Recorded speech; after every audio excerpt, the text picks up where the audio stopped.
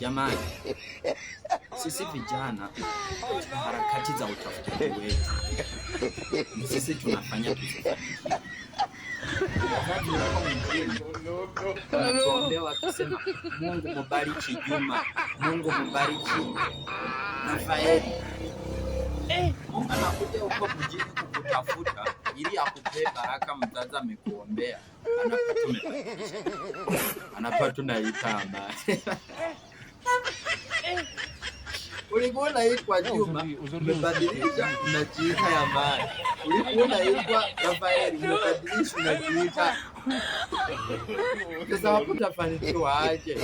Mungu anakutafuta kakukosa, mzazi amekuombea. Mungu anakuja kukupea baraka, mzazi amekuombea, anapata umebadilisha. Hapo ni kwa siri ya kweli.